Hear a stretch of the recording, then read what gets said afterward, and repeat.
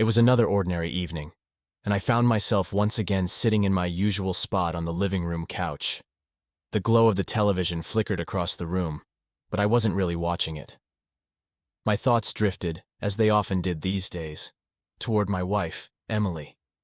We had been married for nearly a decade, and like any marriage, ours had its ups and downs. But recently, I couldn't shake the feeling that something was off. Emily had always been a bit of a mystery to me. She was plain, with brunette hair that she kept in a simple bob, and her personality could be best described as reserved. At least, that's how I saw her. But beneath that exterior, there was a sharpness, a certain edge that revealed itself in unexpected ways. She had a knack for saying just the right thing to cut me down when she wanted to, though she often disguised it as a joke or a harmless comment. Over the years, I had learned to brush off her remarks, telling myself that it was just her way of dealing with stress. After all, marriage wasn't supposed to be easy, right? Lately, Emily had become obsessed with going to the gym. It started as a New Year's resolution, a promise to herself to get in shape and live a healthier life. At first, I was supportive, even proud of her commitment. She would come home after her workouts flushed and energized, talking about the new classes she was taking and the friends she was making.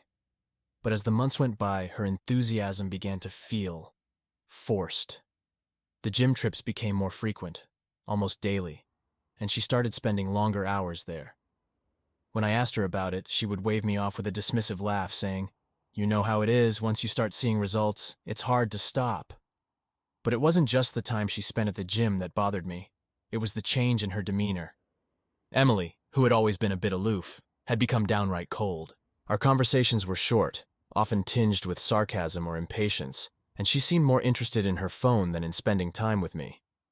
When I brought it up, she would roll her eyes and accuse me of being paranoid, claiming that I was just jealous of the attention she was getting from other people. I tried to shake off the doubts, reminding myself that Emily had always been a private person. Maybe she just needed her space. But then there were the lies, small at first, but growing in frequency. She would tell me she was going to the gym, only for me to later discover that she hadn't logged a single workout. When I confronted her about it, she would laugh and say I was imagining things, or she would accuse me of being controlling. "Why do you always have to check up on me?" she would snap, her eyes narrowing with annoyance. Despite my growing unease, I convinced myself that everything was fine. Emily was just going through a phase, I told myself. We all did, from time to time. I would try harder to be understanding, to give her the benefit of the doubt. Maybe I was the one who needed to change, to be more supportive and less suspicious. So I buried my concerns and focused on my own life. Work had been demanding, and I had a project that was consuming most of my time and energy. It was a big one, something I had been working on for months, and I was determined to see it through to the end. The late nights spent hunched over my laptop had become my new routine, a way to distract myself from the growing distance between Emily and me. As I typed away, I would occasionally glance at the clock, noting the time she should have been home. But when the hours ticked by and she still hadn't returned, I would tell myself that she was just caught up in a workout, or maybe she had gone out for a drink with her gym buddies. It wasn't until she finally walked through the door, her face flushed and her hair damp with sweat, that I would allow myself to relax. She would greet me with a quick kiss on the cheek before disappearing into the bathroom, leaving me to wonder what had really kept her so late. One night, after Emily had gone to bed, I sat at my laptop trying to wrap up the last few details of my project. The house was quiet, the only sound the soft hum of the refrigerator in the kitchen. I was tired, but I was determined to finish what I had started. As I navigated through the various folders on my computer, searching for a file I had misplaced, I stumbled upon something I hadn't seen before, a folder labeled simply, Emily. My curiosity piqued. I hesitated for a moment before clicking on it. Inside were dozens of subfolders, each named after dates and locations. My heart skipped a beat as I scrolled through them, recognizing some of the places, restaurants we had dined at, parks we had visited, even a few vacation spots. But there were others that were unfamiliar, names that didn't mean anything to me. What was Emily doing with all these files?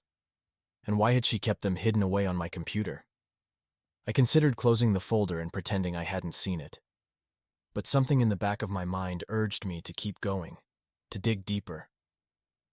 Maybe it was just a collection of memories, I told myself. Maybe she had been working on a surprise for me, a scrapbook or a video montage of our time together. But as I clicked on one of the files, my blood ran cold. It was a video, and the thumbnail image was enough to make my stomach drop. It was Emily, lying on a bed, her face partially obscured by shadows. My hand trembled as I moved the cursor to play the video, dread pooling in the pit of my stomach. But before I could press play, I heard Emily's footsteps in the hallway. Panicked, I quickly closed the folder and shut down my laptop, my heart pounding in my chest. She appeared in the doorway, her expression unreadable as she looked at me. "Still working?" she asked, her voice devoid of emotion. "Yeah," I replied, trying to keep my voice steady. "Just finishing up." She nodded, her eyes lingering on me for a moment longer before she turned and walked away. I let out a breath I hadn't realized I was holding, my mind racing with questions. What had I just found, and what did it mean? But deep down, I already knew the answers. Something was terribly wrong, and I had just taken the first step into a nightmare I wasn't sure I could escape. The night after discovering that mysterious folder, I barely slept. Every time I closed my eyes, the image of Emily on that bed flashed before me, her face partially hidden in the darkness. What was she doing? Who was she with? I tried to push the thoughts away, telling myself that I hadn't seen anything incriminating, but the unease gnawed at me, growing stronger with each passing hour. The next morning, Emily was her usual self, cold, distant, and wrapped up in her own world. She barely acknowledged me as she hurried out the door, claiming she had an early session at the gym. I watched her leave, a knot forming in my stomach. I knew I had to look at that video, but the thought of what I might see made my hands tremble with dread. Once I was alone, I sat down at my laptop, my fingers hovering over the keyboard. The house was eerily silent, the kind of silence that seems to press in from all sides. I took a deep breath and opened the folder again, my heart pounding in my chest. The video was still there, waiting for me. I hesitated, but I knew there was no turning back now. With a trembling hand, I clicked play. The screen flickered to life, and the video began to play. At first, it was just Emily, lying on the bed, her expression blank as she stared up at the ceiling. My heart ached at the sight of her. Despite everything, I still loved her. But as the seconds ticked by, the video took a turn that I wasn't prepared for. Men, strangers, entered the frame, their faces blurred but their intentions unmistakable. My breath caught in my throat as I watched in stunned silence. There were no words, no sounds other than the shuffling of bodies and the occasional murmur of voices. I felt a wave of nausea wash over me, my mind reeling as I tried to process what I was seeing. Emily wasn't resisting. She wasn't protesting or pushing them away. Instead, she was participating, actively engaging in the acts that were unfolding before my eyes. My stomach churned, and I had to force myself to keep watching, to take it all in. The video felt like it went on forever, each second a dagger to my heart. When it finally ended, I sat there in shock, my mind numb with disbelief. This couldn't be real. Emily, my wife, the woman I had loved and trusted for years, was betraying me in the most horrific way imaginable. How long had this been going on? Who were these men, and why had she kept this video? Questions flooded my mind, but there were no answers, just the cold, hard reality that my marriage was a lie. I wanted to scream, to punch something, to do anything to release the anger and pain that were building up inside me. But all I could do was sit there, staring at the now blank screen, my hands shaking uncontrollably. The rest of the day passed in a blur. I couldn't concentrate on work, couldn't think about anything other than that video. Every time I closed my eyes, I saw it again, playing on a loop in my mind.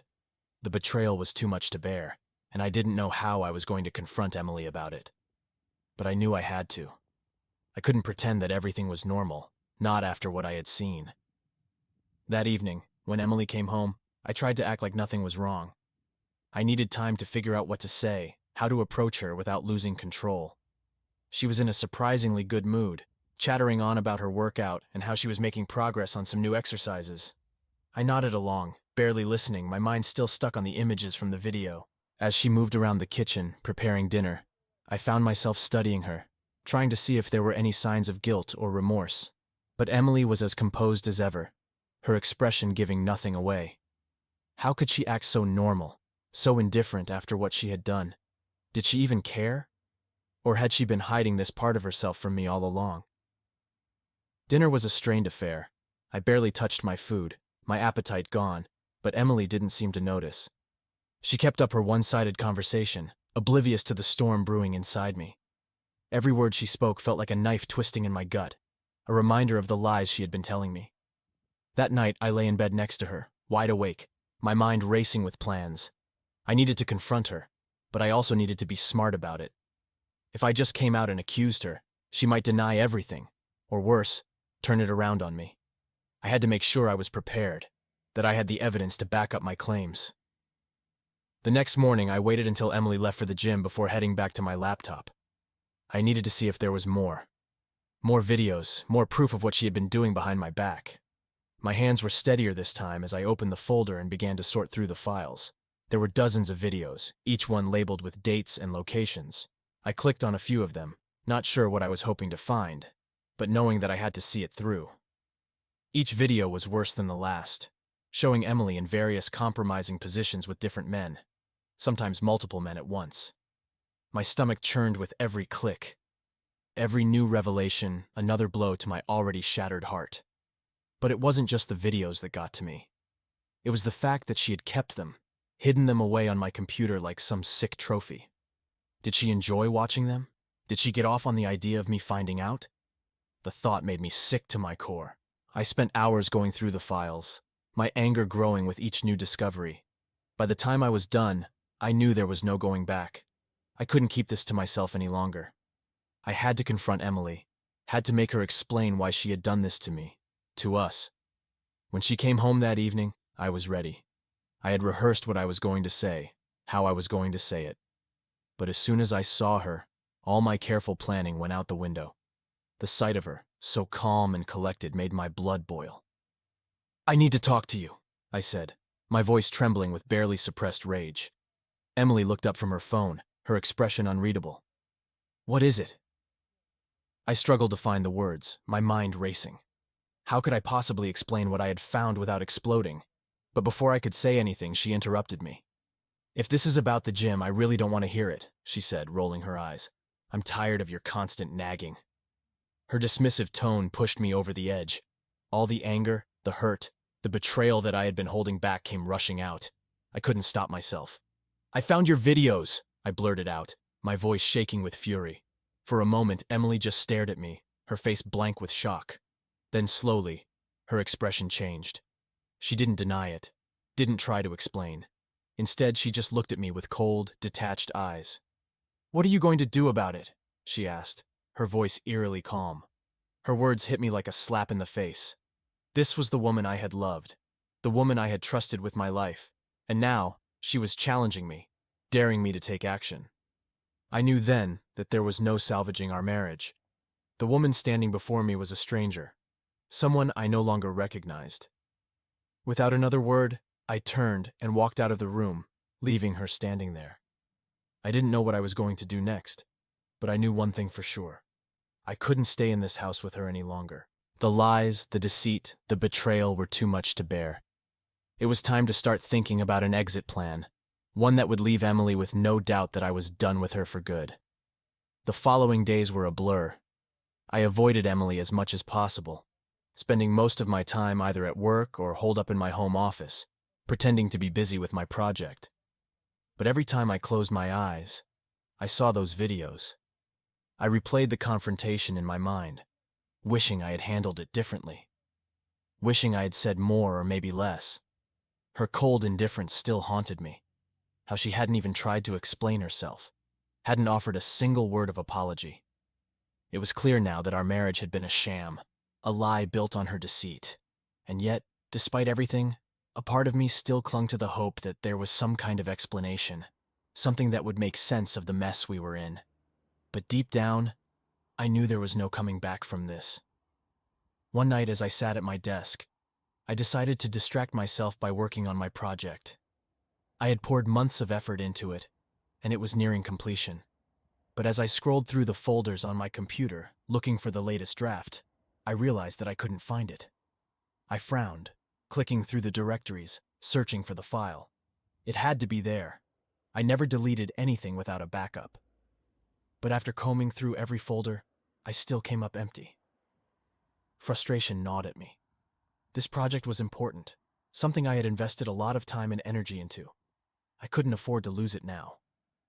I tried to remember where I might have saved it, but my mind was foggy, clouded by the stress of the past few days. Had I accidentally moved it to another folder? Maybe I had renamed it? The possibilities were endless, and the thought of starting over from scratch was unbearable. Determined to find it, I began systematically searching through every folder on my computer. I clicked through old work files, personal documents, and even long-forgotten downloads. As the hours ticked by, my frustration turned to desperation. I was about to give up when I noticed a folder I hadn't checked yet, one buried deep in the recesses of my hard drive.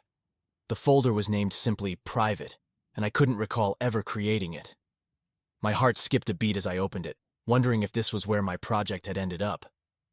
But what I found inside was far from what I expected. There were more videos, all neatly organized into subfolders by date. At first I was confused. What were these doing here? I had already found the videos in Emily's folder, so what were these?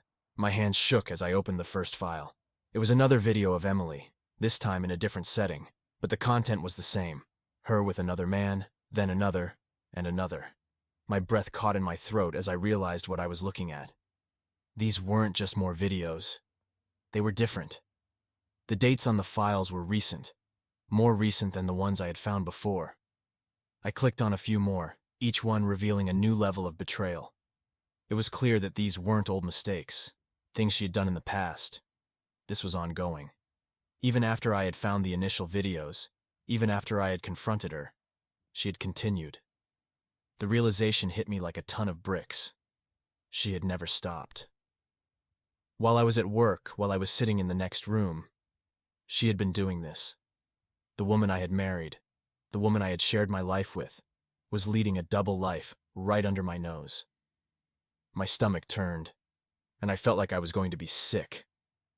I slammed my laptop shut, unable to look at the screen any longer. The walls of the room seemed to close in around me, and I struggled to breathe. I needed to get out of the house, to clear my head, to think. But where could I go? What could I do? My entire world had just come crashing down, and I was powerless to stop it. I stumbled to my feet and made my way to the kitchen, hoping a glass of water might help calm my nerves. But as I stood there, the glass in my hand, I realized that there was only one thing left to do. I had to confront Emily, not with anger or accusations, but with the cold, hard truth. She couldn't deny it, couldn't brush it off as she had before. This time, I had all the proof I needed. The next morning I woke up early, the remnants of a fitful sleep clinging to me like a heavy fog. I hadn't seen Emily since the night before, and she had already left for the gym by the time I got up. I didn't know how to approach her, what words to use, but I knew I couldn't put it off any longer. As I went about my morning routine, my mind raced with possibilities. Would she finally admit what she had done? Would she show any remorse? Or would she continue to lie, to manipulate, to twist the truth until it was unrecognizable?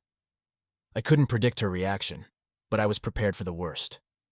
When Emily finally returned, she was in her usual post-gym glow, her cheeks flushed and her hair slightly damp. She greeted me with a curt nod, as if nothing had changed. But everything had changed. I could feel the tension in the air, thick and oppressive, like a storm about to break. "I need to talk to you," I said, my voice betraying none of the turmoil raging inside me. Emily paused, her hand hovering over the kitchen counter where she was about to set down her water bottle. She looked at me, her eyes narrowing slightly as if trying to gauge what was coming. "What is it?" I took a deep breath, steeling myself for what was to come. I found more videos. For a split second, I saw something flicker in her eyes. Fear, maybe, or guilt.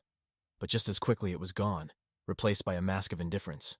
So, I repeated, my voice rising despite my efforts to stay calm. "Emily, how can you be so cold? I know what you've been doing. I've seen it all. How long has this been going on? How many times have you done this?" She stared at me, her expression unreadable. For a moment, I thought she might actually answer, might finally give me the truth I so desperately needed. But instead, she just shrugged. "Does it really matter?" Her words cut through me like a knife. I had expected anger, defensiveness, maybe even tears. But this was worse. It was as if she didn't care at all, as if our marriage meant nothing to her. All the love, all the trust, all the years we had spent together. It was all meaningless in the face of her indifference. I felt something inside me snap. The last thread of hope, the last vestige of the man who still loved her, broke apart and dissolved into nothingness. There was no saving this, no fixing what was broken. Emily had made her choice, and now it was time for me to make mine. "I'm done," I said, the words coming out more calmly than I had expected. "I'm leaving. I can't do this anymore." For the first time, I saw a crack in her armor. Her eyes widened, and she took a step toward me, her hand reaching out as if to stop me. "Wait, you don't mean that. We can work this out." "No, we can't," I cut her off, my voice firm. "You've destroyed everything we had. There's nothing left to work out." She opened her mouth to argue, but I didn't give her the chance. I turned and walked away, leaving her standing there in the kitchen, her pleas echoing in my ears. I didn't stop to pack, didn't take anything with me except my car keys.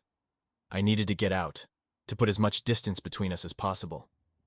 As I drove away from the house that had once been my home, I felt a strange sense of relief.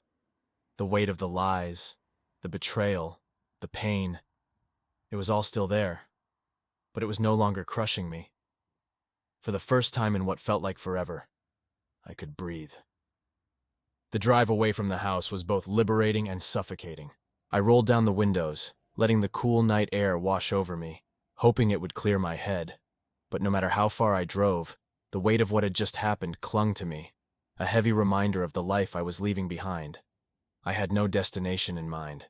I just drove, letting the road stretch out before me, an uncertain path to an even more uncertain future. My thoughts were a whirlwind of emotions: anger, betrayal, sadness, and, strangely enough, relief. It was as if a part of me had been waiting for this moment, the inevitable collapse of a marriage that had been crumbling for far too long. Eventually, I pulled over at a small roadside motel. It was the kind of place you go to when you don't want to be found.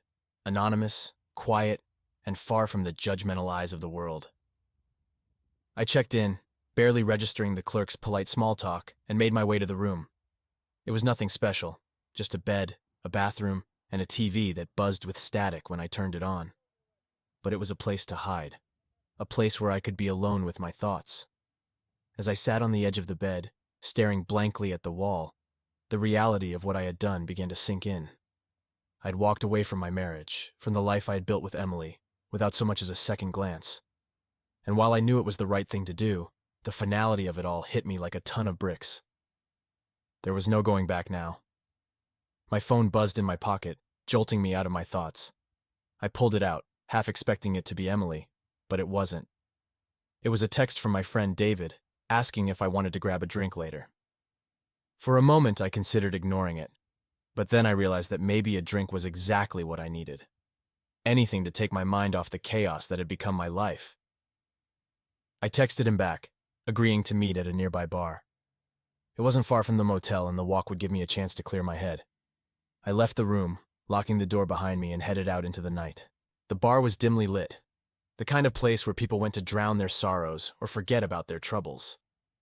David was already there when I arrived, sitting at the bar with a drink in hand. He looked up as I walked in, his face breaking into a grin. "Hey man, long time no see. What's up?" I forced a smile, sliding onto the stool next to him.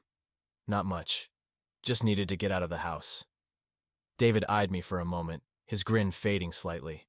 He had always been good at reading people, and I could tell he knew something was wrong. "You okay? You look like you've seen a ghost." I sighed, running a hand through my hair. "It's been a rough few days. Emily and we're done." His eyes widened in surprise. "What? Are you serious? What happened?" I hesitated, unsure of how much I wanted to reveal. But David was a good friend, someone I could trust, and maybe talking about it would help ease the burden. So I told him everything, about the videos, the lies, the confrontation, and finally, my decision to leave.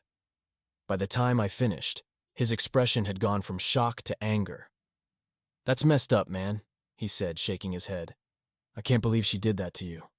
I always thought she was a bit distant, but I never imagined she was capable of something like this." "Neither did I admitted, staring down at the drink the bartender had placed in front of me. "But now that I know, I can't unsee it. There's no fixing this." David nodded, taking a sip of his drink. "You're right. Some things just can't be fixed. But you did the right thing, walking away. You don't deserve to be treated like that." I appreciated his support, but it didn't make the pain go away. The wound was still fresh, and I wasn't sure how long it would take to heal. But at least I wasn't alone. We spent the next few hours talking, mostly about anything other than Emily. It was a welcome distraction, and by the time I left the bar, I felt a little lighter, as if the weight on my shoulders had eased just a bit. Back at the motel, I collapsed onto the bed, exhaustion finally catching up with me. But sleep didn't come easily.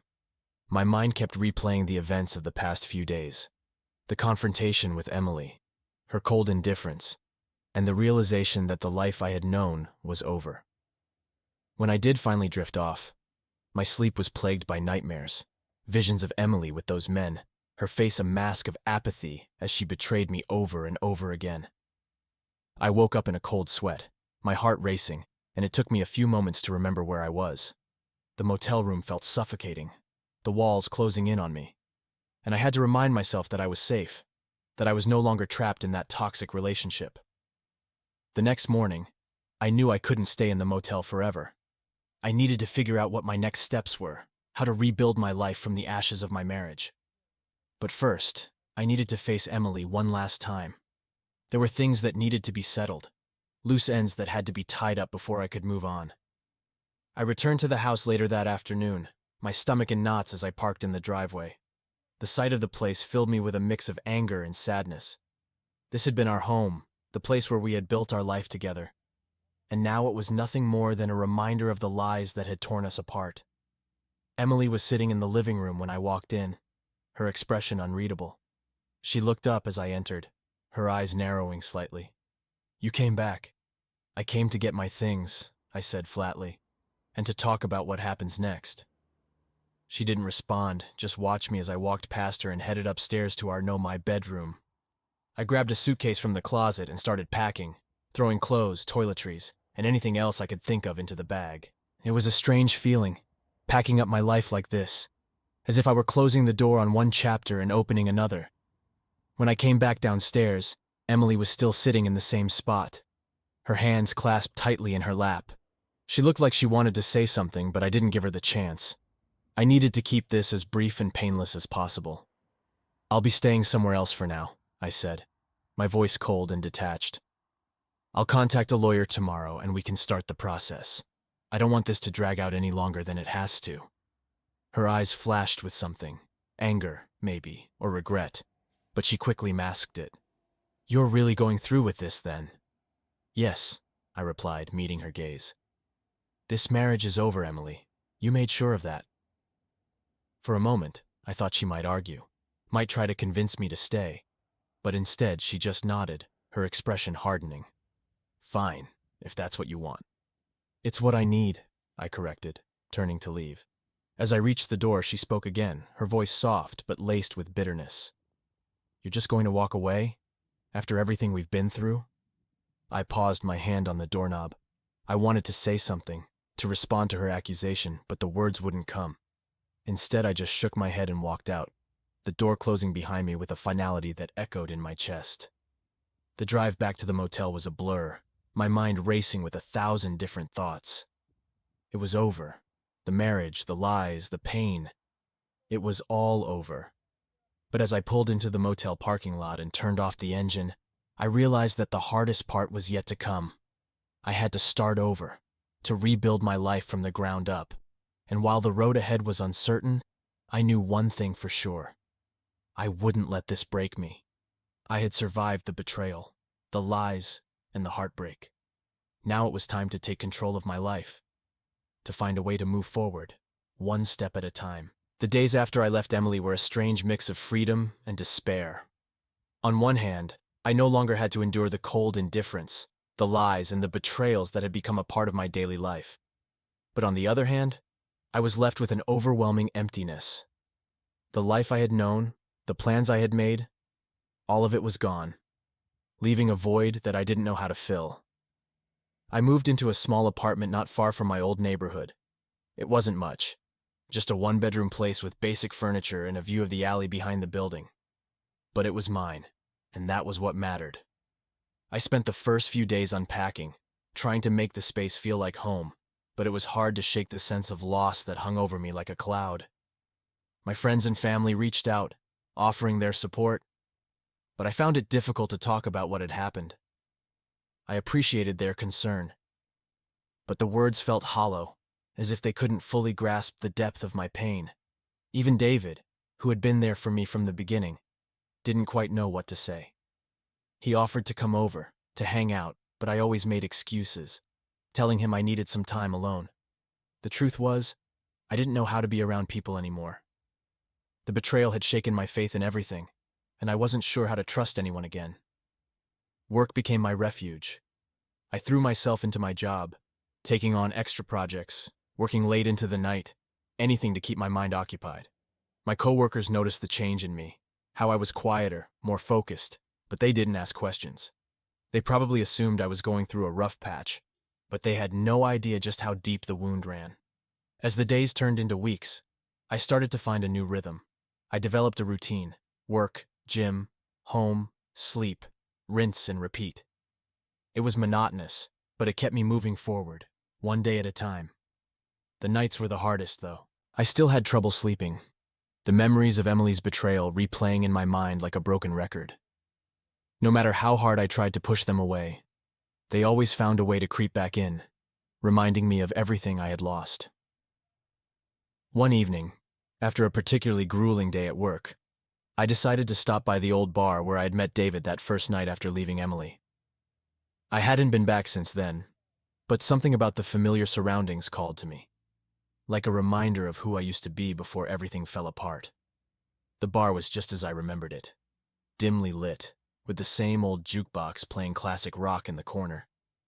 I took a seat at the bar, nodding to the bartender as he set a drink in front of me without even asking what I wanted. It was comforting in a way, to know that some things hadn't changed. As I sipped my drink, I let my mind wander, trying to make sense of the mess that had become my life. The divorce process was underway, and Emily had been surprisingly cooperative. We had divided our assets with little fuss, and she hadn't contested my decision to file on grounds of infidelity. It was almost as if she was relieved, eager to put it all behind her as quickly as possible. But that only added to the sting, making me wonder if she had ever really cared about our marriage at all. I was lost in thought when I felt a tap on my shoulder. I turned to see a woman standing behind me, a friendly smile on her face. She was attractive, with long dark hair and a confident demeanor that caught me off guard. "Is this seat taken?" she asked, nodding to the empty stool next to me. "No, go ahead," I replied, gesturing for her to sit. I wasn't in the mood for company, but it seemed rude to turn her away. She slid onto the stool, setting her drink down on the bar. "Thanks. I'm Rebecca, by the way." "Tom," I said, offering a polite smile.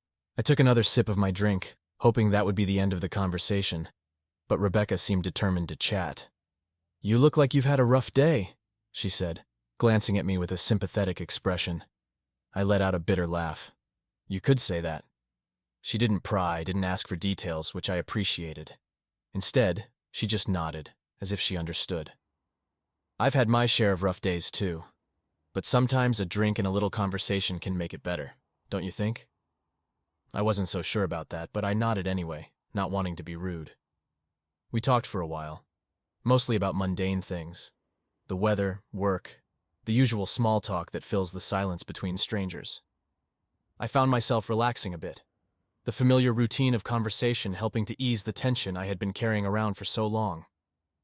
As the night wore on, I learned that Rebecca was recently divorced as well. Her story was different from mine. No infidelity, just a marriage that had slowly fallen apart over time. But there was a common thread in our experiences, a shared understanding of the pain that comes with letting go of something that once meant everything. We ended up talking for hours, the conversation flowing more easily than I had expected. It was strange, but for the first time in a long time, I felt a connection with someone, a spark of something I hadn't felt since my world had come crashing down. When the bar started to empty out, Rebecca suggested we take a walk, and I agreed, not wanting the night to end just yet. We wandered through the quiet streets, talking about life, love, and everything in between. The night was cool, the air crisp with the promise of fall, and I found myself enjoying Rebecca's company more than I had anticipated. There was something about her, her confidence, her openness, that made me feel like I could finally breathe again, like I could finally let go of the past and start to heal. As we walked, she reached out and took my hand, a simple gesture that sent a jolt of warmth through me. I glanced at her, surprised, but she just smiled, her eyes filled with understanding. "It's okay, Tom," she said softly. "You don't have to be alone in this." Her words hit me hard, breaking through the walls I had built around myself. For so long I had been carrying the weight of my pain and anger, convinced that no one could understand what I was going through. But in that moment, I realized that maybe, just maybe, I didn't have to carry it alone. We ended up back at my apartment, the night stretching into the early hours of the morning. There was no awkwardness, no hesitation, just two people seeking comfort in each other's company. We talked until the sun started to rise, and then, without saying a word, we fell into bed together, the need for connection overriding everything else. It wasn't about love, or even lust. It was about finding solace in the arms of someone who understood the pain, who had been through it themselves. It was about letting go of the past, if only for a few hours, and finding a way to feel human again. When I woke up the next morning, Rebecca was still there, lying beside me, her breathing soft and even. I watched her for a moment, a mix of emotions swirling inside me. There was no guilt, no regret, only a sense of relief, as if a weight had been lifted from my shoulders. For the first time in a long time, I felt like I could see a way forward, a path out of the darkness. Rebecca stirred, opening her eyes and smiling at me. "Morning," she said, her voice warm and sleepy. "Morning," I replied, returning her smile. We spent the morning together, talking and laughing as if we had known each other for years.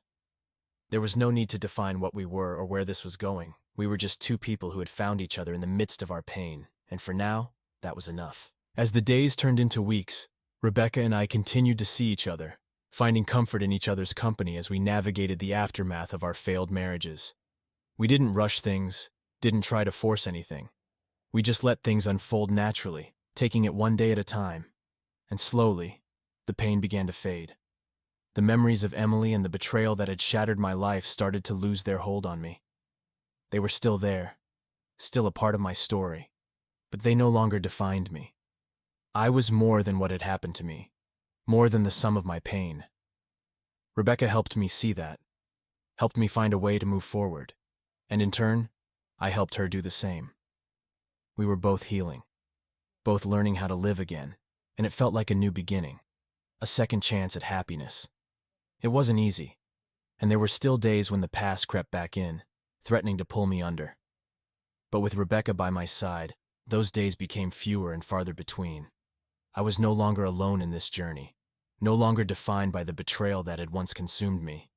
And as I stood on the balcony of my apartment one evening, watching the sun set over the city, I realized that I was finally starting to feel whole again. The darkness that had once seemed so overwhelming was slowly giving way to light, and I knew that, no matter what happened next, I was going to be okay. Months passed, and life gradually began to regain a sense of normalcy. My relationship with Rebecca deepened, evolving from a simple connection based on shared pain into something more meaningful. We spent more time together, exploring the city, trying new restaurants, and even taking a weekend trip to the mountains. It was during those quiet moments away from the distractions of everyday life that I realized just how much she had come to mean to me. But even as things progressed with Rebecca, the specter of my past with Emily still loomed large. The divorce was nearly finalized, and while Emily had been cooperative, the process dredged up memories I'd rather forget. Each time I saw her name on a legal document, It was a reminder of everything I had lost and everything I had gained since walking away. One Friday evening, Rebecca and I decided to stay in, ordering takeout and settling on the couch with a bottle of wine. It was a simple, comforting routine that had become a staple of our time together. As we ate, we talked about our week, our plans for the weekend, and eventually, our pasts. We had touched on our respective divorces before, but this time, the conversation felt different, more reflective, more introspective. "Do you ever think about her?" Rebecca asked softly, her eyes searching mine as she set down her glass.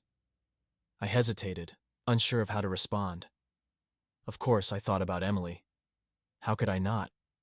She had been a part of my life for so long, and the betrayal had left scars that weren't easily forgotten.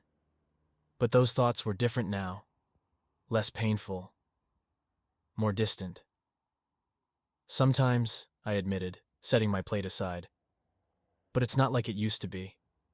It's more like, I'm trying to understand what happened, why it all fell apart. But it's in the past. I'm not holding on to it anymore.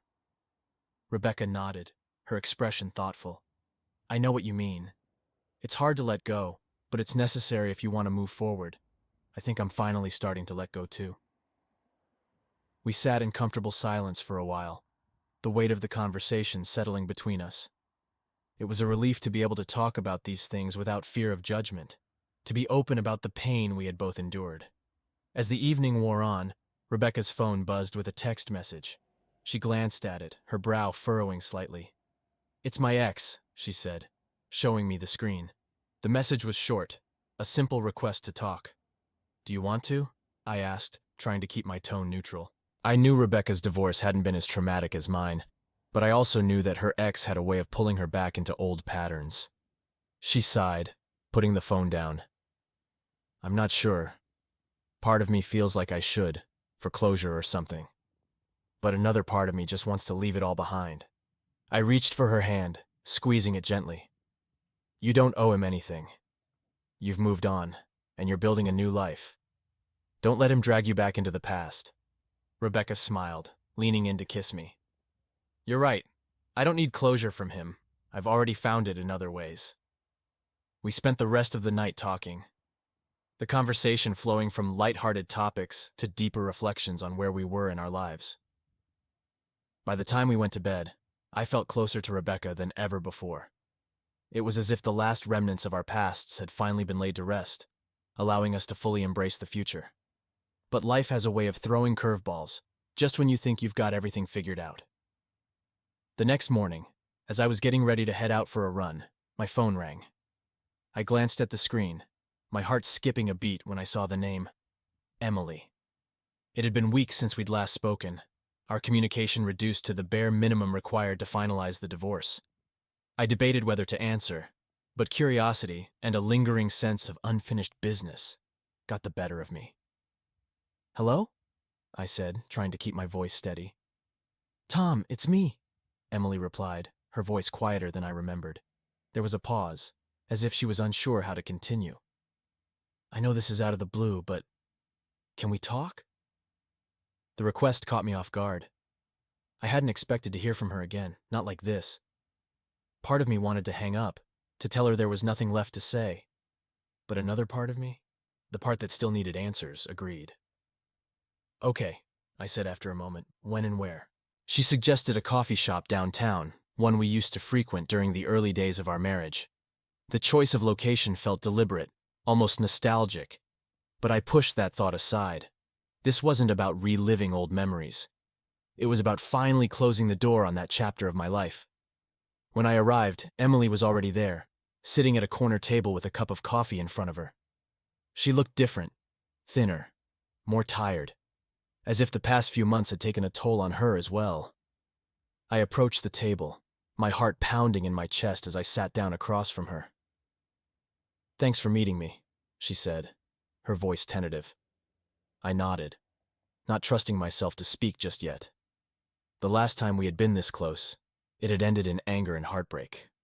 I wasn't sure what to expect from this meeting, but I was determined to keep my emotions in check.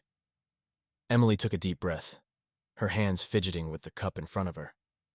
"I wanted to apologize," she began, her eyes flicking up to meet mine. For everything.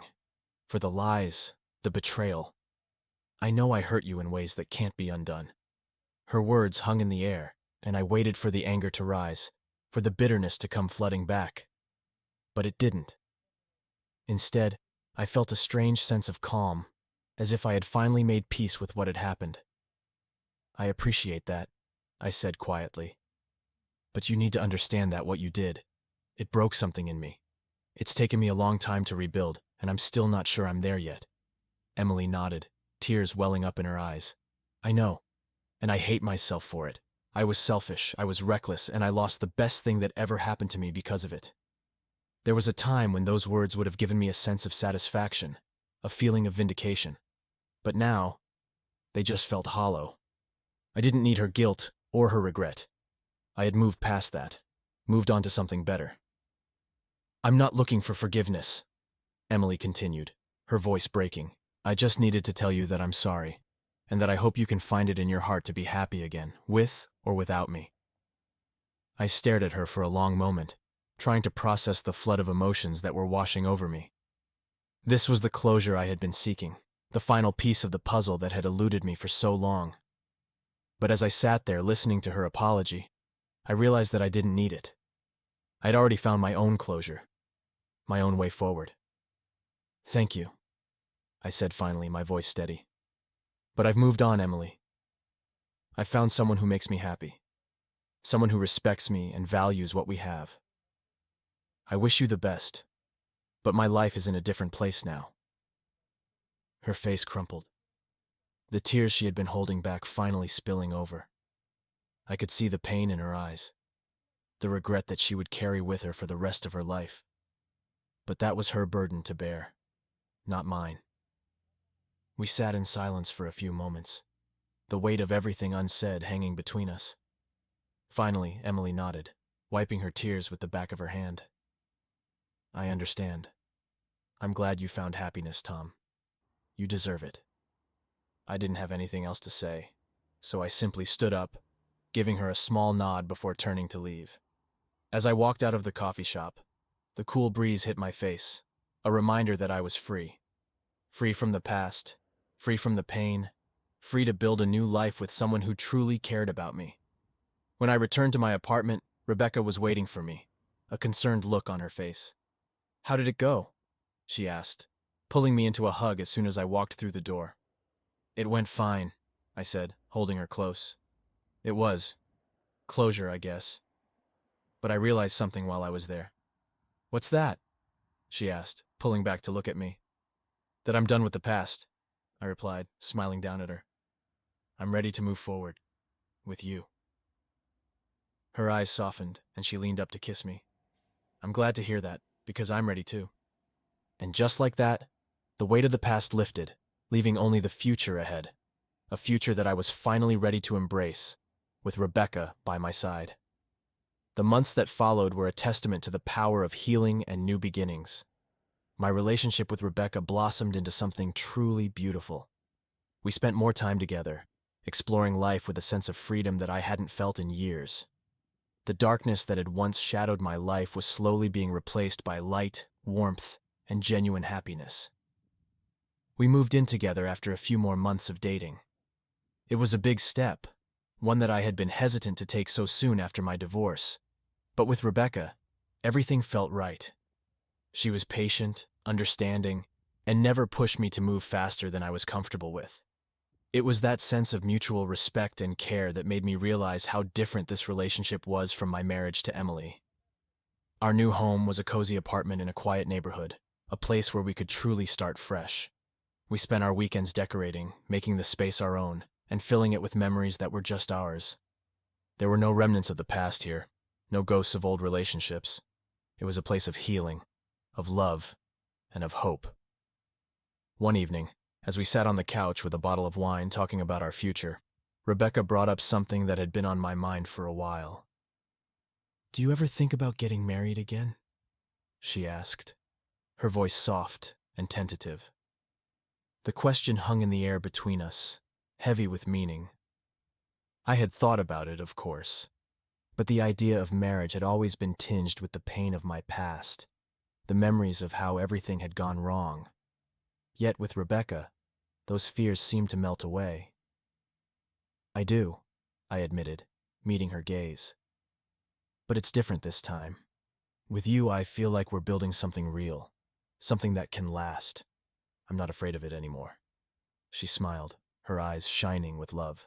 I feel the same way, Tom. I know we've both been through a lot, but I think that's what makes us stronger. We know what we want, and more importantly, we know what we don't want. I nodded, taking her hand in mine. I want a future with you, Rebecca. Whatever that looks like, I'm ready for it.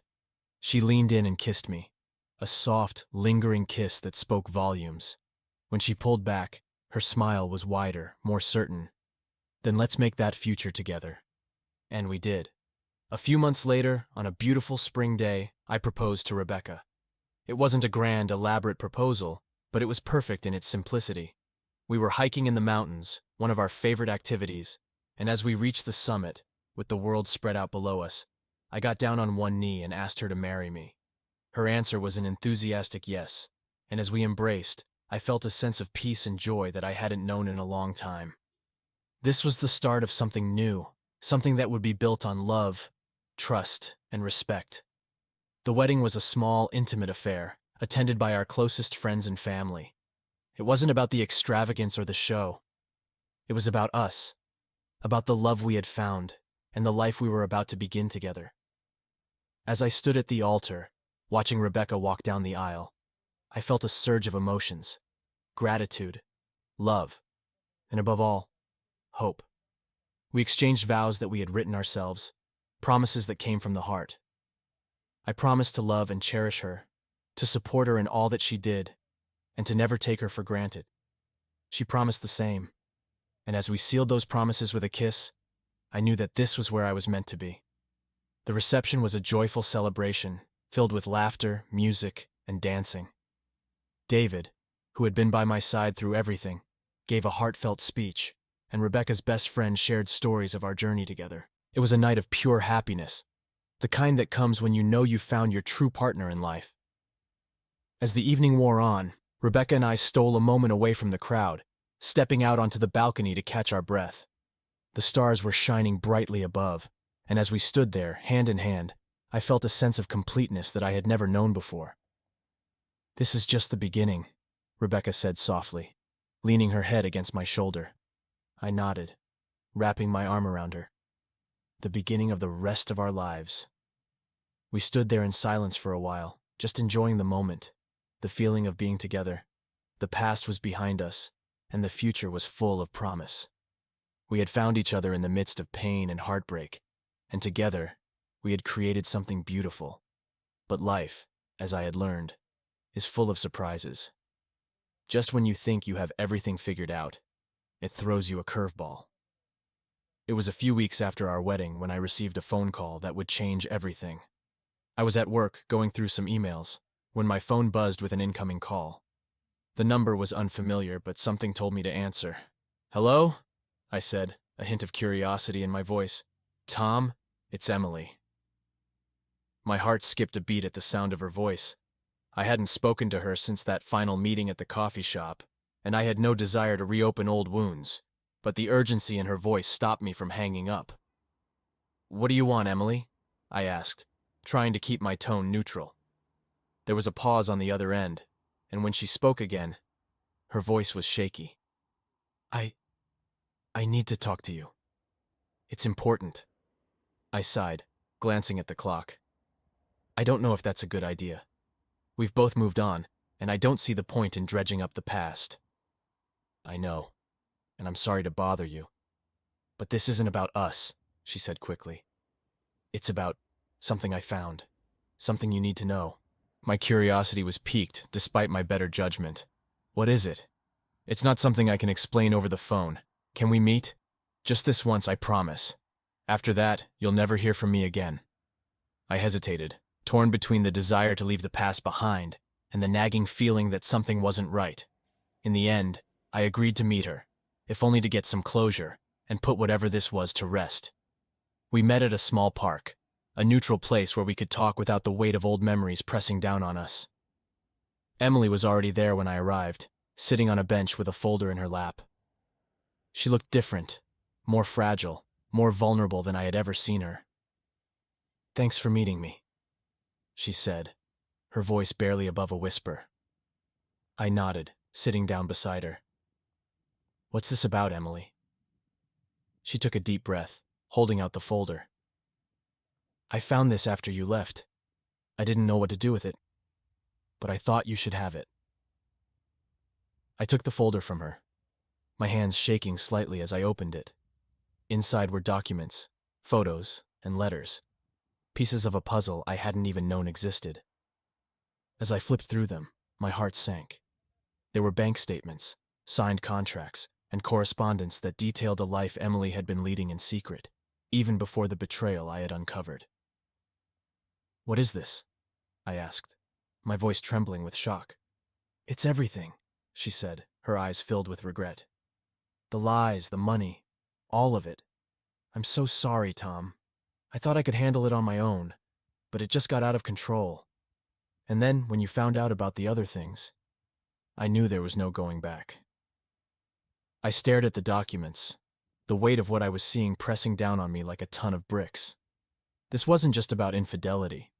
This was something much deeper, much darker than I had ever imagined. "I didn't know how to tell you," Emily continued, her voice cracking. "But you deserve to know the truth. All of it." I sat there, reeling from the revelation, trying to make sense of it all. The life I had built with Rebecca suddenly felt fragile, as if it could crumble under the weight of this new information. "I'm sorry," Emily repeated, tears streaming down her face. "I know I've hurt you in ways that can't be forgiven, but I needed to come clean. I couldn't let you go on not knowing. I didn't know what to say, my mind spinning with 1,000 different thoughts. This was the final chapter of a story I had thought was already over, and it was unraveling before my eyes. "I don't know what to do with this," I finally said, my voice barely audible. "I don't expect you to do anything," Emily replied, her voice soft. "I just needed you to know the truth, to have all the pieces. What you do with it is up to you." We sat in silence for a long time, the weight of the past pressing down on us. There was no going back, no erasing the mistakes that had been made. But there was a path forward, even if it was now more complicated than I had ever imagined.